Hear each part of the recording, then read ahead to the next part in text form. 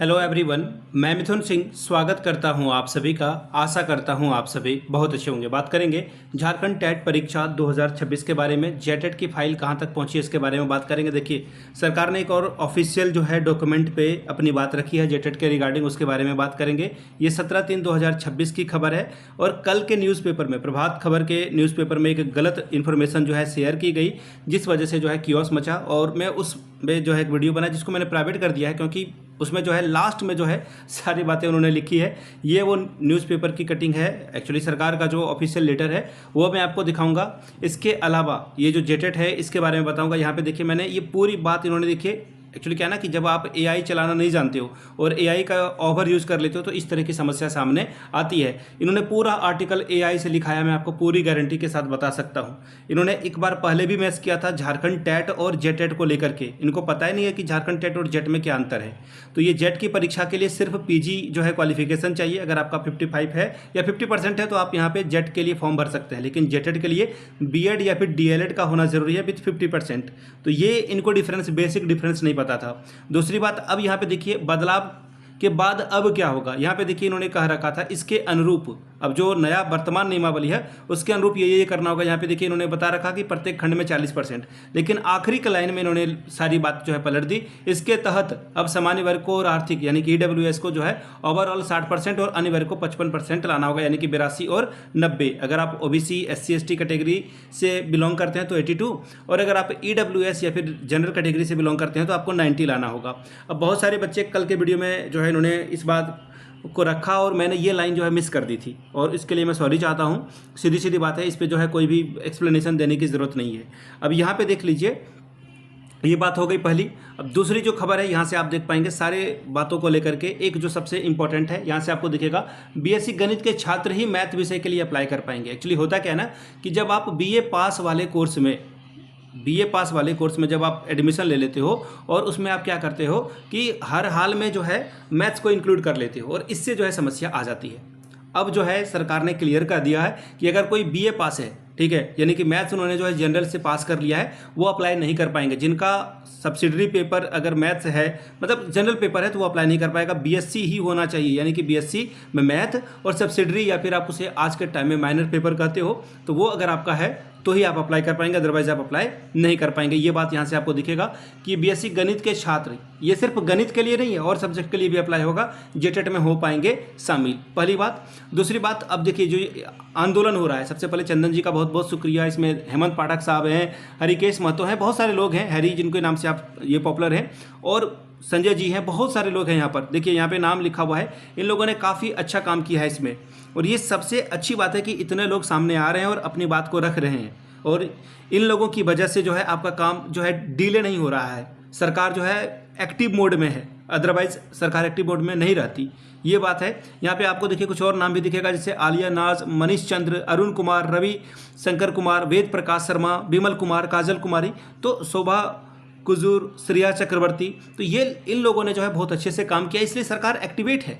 सरकार इसी कारण से एक्टिवेट है और ये जो है काम चल रहा है। अब यहाँ पे देख लीजिए, अब बात आती है कि एग्ज़ाम कब तक हो जाएगा। तो देखिए मेरे हिसाब से, जो मेरा खुद का एक्सपीरियंस है, उस हिसाब से यहाँ पे जो है आपकी परीक्षा 3 महीने के अंदर अंदर हो जानी चाहिए। अगर ये इस मंथ में जो है ये अनाउंस कर देते हैं सब कुछ की नियमावली जारी हो गई है, और अगले कैबिनेट से, देखिए जहाँ तक अंदर की खबर है कि अगले कैबिनेट में जो है जेटेट को लगभग जो है ये कंप्लीट हो चुका है कि जेटेट नियमावली को ये पारित कर देंगे और परीक्षा जल्द ले लेंगे। ये अंदर की खबर है, लेकिन अंदर की खबर झारखंड में किसी को नहीं होती है। जैसे बीजेपी जब जीतती है कहीं पे, मुख्यमंत्री कौन होगा उनका, ये सिर्फ नरेंद्र मोदी और अमित शाह को पता होता है, किसी को नहीं पता होता। बाकी न्यूज़ चैनल वाले कितना भी झाल बजा लें, कुछ नहीं फर्क पड़ता है। सेम यहाँ भी है, झारखंड टेट की परीक्षा कब होगी ये सिर्फ हेमंत दादा को पता है, बाकी कोई भी दादा चाचा आ जाए उनको नहीं पता कि झारखंड टेट कब हो पाएगा। तो ये हेमंत सोरेन अपने कैबिनेट में जब इसे पारित करेंगे तभी ये हो पाएगा।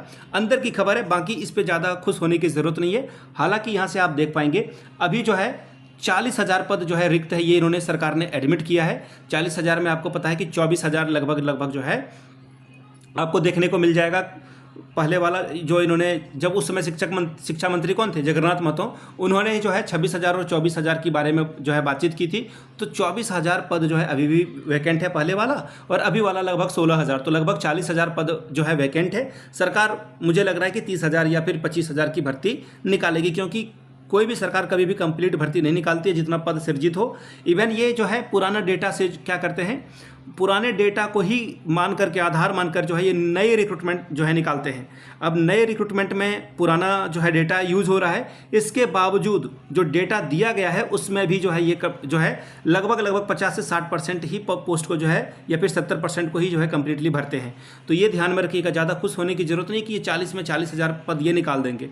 अगर सरकार निकाल देती है तो बहुत भला हो। मैया योजना जिस तरह से जो है 2500 पर मंथ ये अकाउंट में डाल रहे हैं मैया के, उसी तरह से ये 40,000 भी पद अगर डाल दें बेरोजगारों की झोली में तो बहुत बड़ी बात हो जाएगी।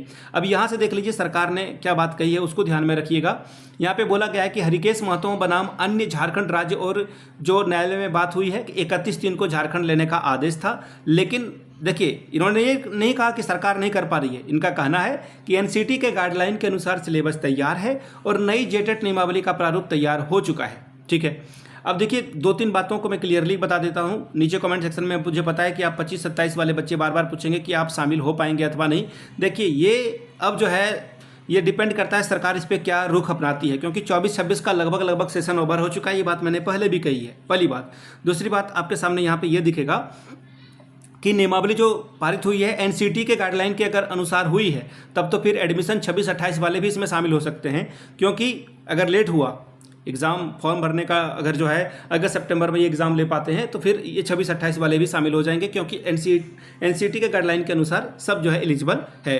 अब एक और बात, जो अदर स्टेट वाले बच्चे हैं वो कमेंट में पूछते हैं कि सर लोकल लैंग्वेज मेरा क्या होगा, तो उनको मैं आपको बता दूं लोकल लैंग्वेज उनका क्या होगा नहीं होगा इस पे जो है कम्प्लीटली जो है बात नहीं बन पाई है। उनको अदर्स में रखा जाएगा या क्या होगा, या फिर वो किसी भी जिला को चुन सकते हैं, ये देखने वाली बात होगी कि अदर वाले इसमें जो है एप्लीकेबल हो पाएंगे अथवा नहीं। तो इतनी सी ही बात थी जो कि मैंने आपके साथ रखी है। फिलहाल के लिए मैं आपको ये 2-3 क्लियरली बातें बता दूं कि फाइल अब जो है सीधी जो बात है हेमंत साहब इस पर मुहर लगाएंगे, तो जेटेट की परीक्षा आपको जो है 2-3 महीने के अंदर होते हुए दिखेगी। अंदर की भी खबर है कि जो है अगले कैबिनेट में या फिर उसके अगले कैबिनेट बैठक में हेमंत साहब जो है इस पे फाइल पे मुहर लगा देंगे और आपकी जो है परीक्षा लगभग हो जाएगी। तो ये बात थी जो कि मैंने आपके साथ साझा की।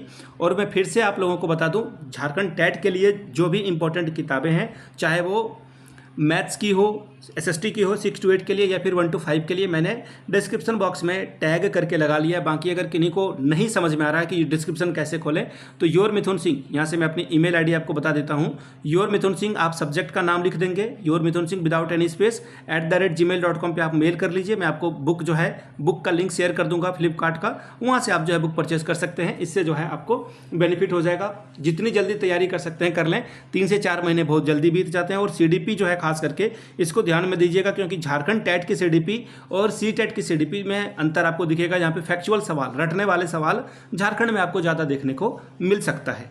बाकी रीट वगैरह के पेपर अगर आपको मिलते हैं, मैंने शायद M.Ed B.Ed BTC बाय मिथुन सिंह टेलीग्राम से पे जाइएगा तो वहाँ पे मैंने रीट के शायद 2 पेपर अपलोड कर दिए हैं। जल्दी मैं और भी UP टेट वगैरह के पेपर वहाँ पे अपलोड कर दूंगा। लिंक मैं डिस्क्रिप्शन में डाल देता हूँ मिथुन M.Ed B.Ed वाला चैनल का। बाकी आप लोगों ने वीडियो यहाँ तक देखी, इसके लिए आप सभी का बहुत बहुत शुक्रिया। Have a good day.